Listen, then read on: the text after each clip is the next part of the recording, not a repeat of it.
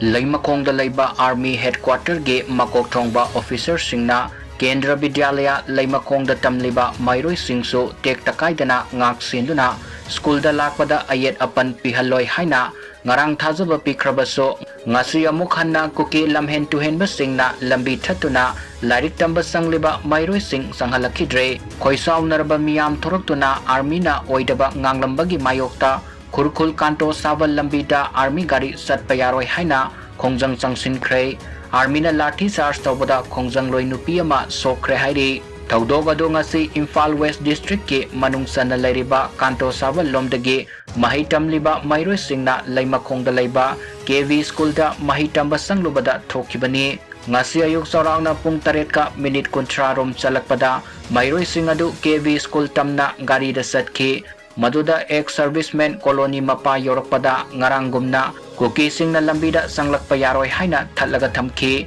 Pawadu tabadagi kanto sabal kurkul sekmai fauba akoibagi miyam thoroktuna kukina karigi Mairoi sangbada thingbano haina kanto sabal da Erang Houkhre ayuki pung 8 ga minute kuntrarum tarakpada miyamgi Erang adu kansilakki ngarang sukuki singna Mairoi sanglakide maduda leimakong army gi officer kaya laktuna matungda amuk hanna thokalaroi haina thajaba piramkhibani adubu ngasisu kukina tawrakpada karisu tawba ngamde miyamda minammi Haiduna Naga Amadi Meitei sing punsinduna kanto sabaldagi leimakong taba lambida army gi gari sing satpada athingba thamki adubo army gi gari kaya thaujulakpadagi ngaihak muknaraba matung miyam aduga muknabaga loinana lathi sas tawduna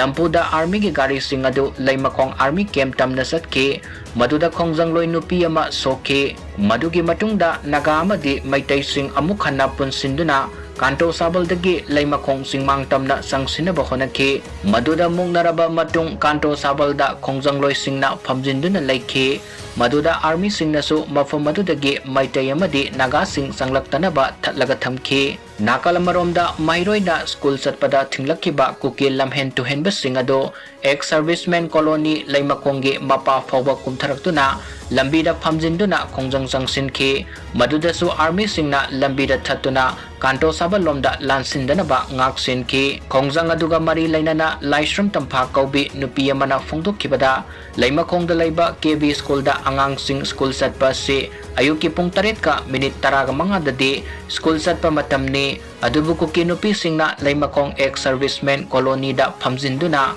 KV gi angang sing satpayaroi haiduna thingduna thambadagi angang sing school kahandre angang sing school kabada ayet apan pidanaba cell division mountain division officer ga imai bel singa wari sanaduna ayet apan pidanaba honarage haina yanaba purakrabani adubu kuki singna ngasi tawriba thong asi army officer singna ngasi di pusinba ngamlaroi haina hairakpadagi madugi mayokta khongjang asi sangsinbani loinana karigomba kuki singna rally nataga protest tawge hairabasu Kangpopi district ta oina tawbiyu mafam masidi Imphal West ki mafamni mafam masida makalamatagi kuki na khongjang sangsinbirakano kuki singna makata na khongjang sangsilakadi Meitei Amadi Naga pulaga khongjang sangsilakani aduga leimakong hariba mafam masida free movement yahannaba madi angang singbu school sathok sasin tawbada security matik sana pibiyu hainasu phongdokhi Nakalamaromda nungthilgi pung 3 tarakpa duaida army singna Meitei Amadi Naga Singado meter chama hantharaga leyo kuki lamhen tuhen basing tankhai haiba wafum phongdorpada Meitei Amadi Naga Singna ngarangdagi thajaba mangkhrabadina kuki sing adu tokthou makhoi leitrabadi Meitei Amadi Naga Singso adum handokki haina yenaba ngak tawki Tawdog adugi matangda miyoi kharana army ga wari sanarubada amuk hanna thogaloi ningtau kaba numittage Mairoi sing lakpada ayet apan piroi haina thajaba pirakhi madudasu Meitei Amadi Naga Singna nakoina ngangba thajaba yaba natte haiduna yenaba thokki numidang wairam pung 5 taraklaba fawba waroi sinamata purakpangam kite haidi